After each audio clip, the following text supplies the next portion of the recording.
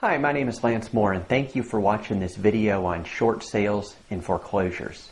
In this video, I'm going to go over the definition, the process, and some things you need to know when buying a short sale / foreclosure. First, let's go over foreclosure because a lot of people get the word foreclosure confused. Foreclosure is actually the legal process that the bank goes through when they're trying to take back the home. Now, once the bank has foreclosed on the homeowner, then the property is bank owned or REO, real estate owned. When you see a short sale, pretty much all short sales are foreclosures. It's in the foreclosure process, so they're really hand in hand. Now, short sale is just that. It's when the bank agrees to sell the property short of what's owed on it. Example, a few years ago, someone bought a home for $300,000.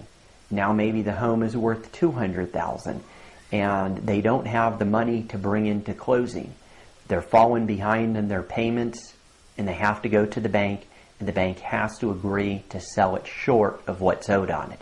Now, though it is pretty easy to do a short sale, there are some sellers that just can't qualify.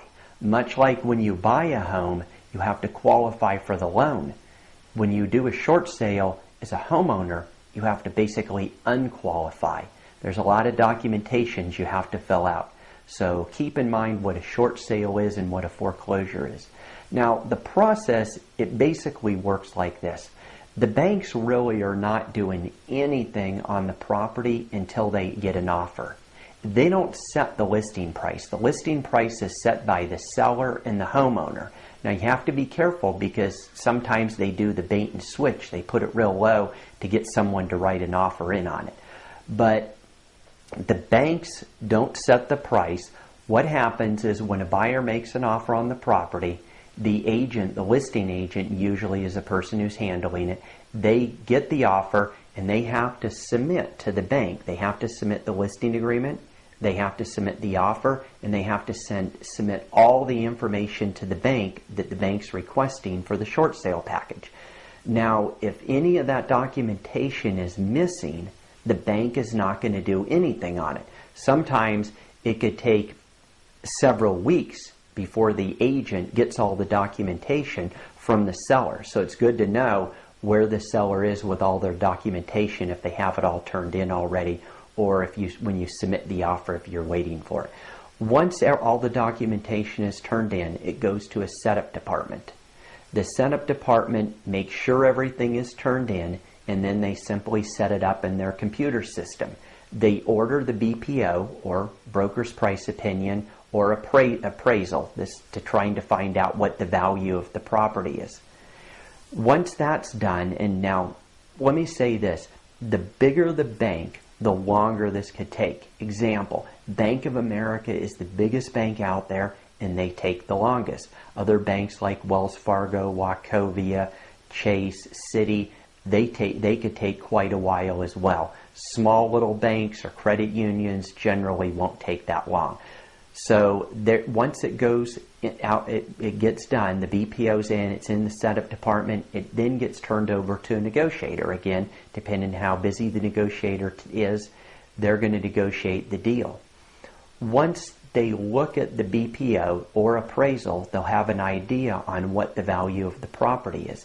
Now, this is the misconception that a lot of people don't really understand. It's generally not the bank who owns the note. It's a company like Fannie Mae, Freddie Mac, HUD, VA, private mortgage insurance, maybe investors like a hedge fund company, and they all have their guidelines. So let's use HUD for an example. So Bank of America has gone through the process, and now they see the property, and let's say the property's worth $100,000, and HUD owns the note. HUD's guideline states that they could only take 85% net. So after everything's paid off, all the attorney's fees, the back taxes, the homeowners associations, the commissions, the recording fees, the title insurance, the deed stamps, after everything's paid off, it cannot exceed 85% net. If it does, the investor just won't do the deal. So you have to really have an idea on what the value of the property is. So if you see something and you think it's worth $100 and it's for sale for $60,000, you might want to think twice about putting an offer. That could be a bait and switch. Now, most short sales are taken anywhere from probably around 2.5 months to 4 months. If it's a bigger bank like Bank of America, it could be anywhere from 3.5 to 6 months. A lot of people will say, well, why don't these banks get it done quicker? Well, here's the problem. The banks like Bank of America, Wells Fargo, Wachovia, they don't own the notes. They're the servicers. They're wanting to drag this out as long as humanly possible because they're getting servicing fees on it. So it doesn't behoove them to get this done right away. And that's the problem right there. That's why a lot of these short sales don't work out. So here's some things that you need to keep in mind when you're buying a short sale. There's a couple questions. First, make sure you hire an agent and you're working with an agent that really understands short sales, because a lot of agents out there don't. A lot of them do, but still a lot of them don't. Some of the questions they're going to want to ask up front: is there anything that the seller is going to take out of the home? Because the last thing you want to do is put an offer on a home and then all of a sudden find out that a week before closing, the seller stripped the home, took either everything or a bunch of stuff. And what are you going to do? Sue someone who's already getting sued by the bank? So it's a good idea to ask that. The second thing I always ask is, are they paid up on the water bill? And if not, how far behind are they? Because if they're a few months behind, the water company most likely went and put a lock on that water meter.